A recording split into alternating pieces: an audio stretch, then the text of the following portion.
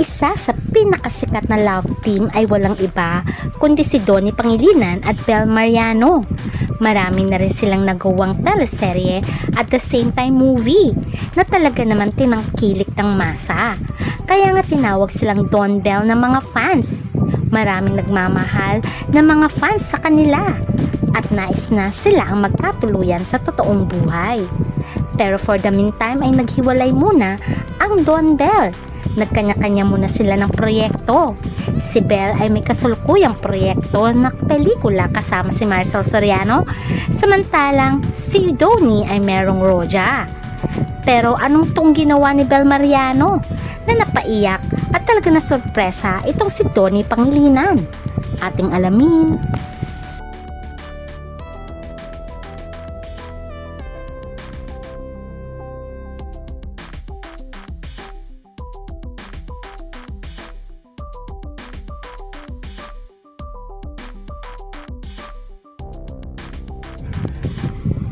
Sino ba naman ang hindi magmamahal sa Don Bell? Sa dami na rin ang kanilang napatunayan, mapapelikula at teleserye na talaga naman marami ang nanunood at tinatangkilik ng masa. Marami ang nagmamahal sa Don Bell, kaya patuloy ang kanilang kasikatan. Kaya naman binansagan silang the new generation love team at one of the hottest love team. Marami na rin silang awards na napanalunan. Kaya naman ang mga fans nais na magkatuluyan si Bel Mariano at Donnie Pangilinan.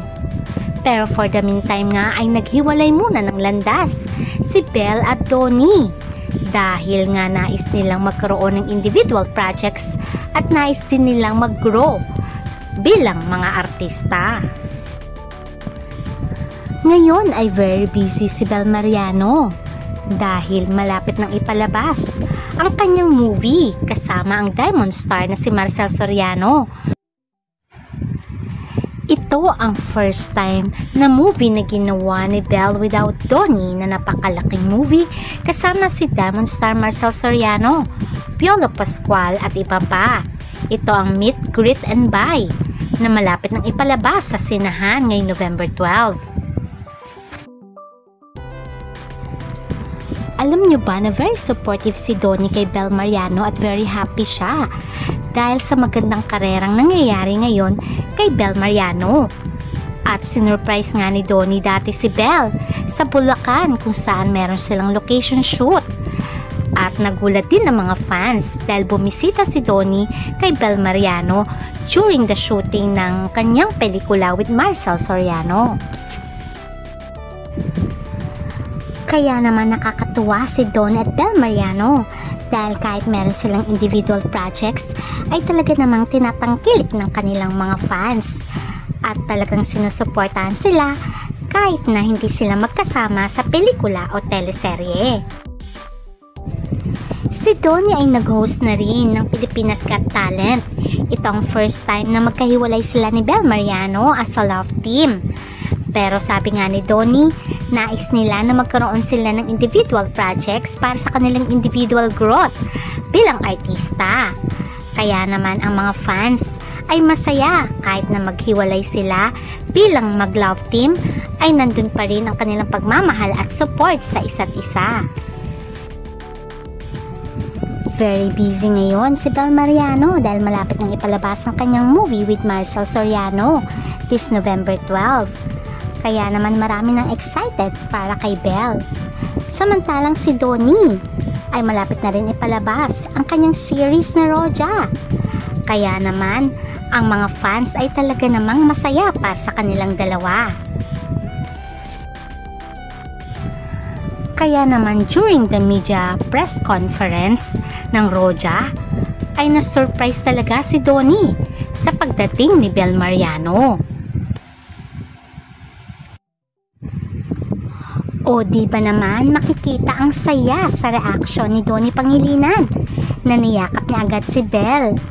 At ganun din, kinokongratulate din ni Bel ang kasamang mga cast ni Donnie. O di ba napaka-sweet? At ang nakakatuwa pa ay ang pagbigay respeto ni Bel Mariano sa mga magulang ni Donnie na nandun para suportahan si Donnie sa kanyang media press conference na The Roja. O diba ang sweet ni Bel Mariano? Talagang love na love din siya ng mga Pangilinan. Kaya naman dito mo masasabi na kahit magkahiwalay sila ng landas for the meantime sa kanilang mga individual projects, ay nandun ang love at pagmamahal nila sa isa't isa. At hindi lamang yun, suportan na lang natin sila sa kanilang individual projects. Dahil malapit na rin ipalabas ang Meet, Greet and Buy. At the same time, soon na rin ang Roja ni Donnie Pangilinan. For sure, after ng kanilang individual projects, malay nyo magkaroon muli sila ng teleserye o pelikula. At for sure magiging excited na ang Don Bell. Sana nga sila na ang magkatuluyan sa bandang huli dahil bagay na bagay talaga sila. At tanggap naman ng bawat pamilya ang magkatuluyan ay si Bel at si Donnie. Kaya itong ating aabangan na sana magkatotoo at hahantong sa kasalan. Kaya naman, please don't forget to like, share, and subscribe. Bye!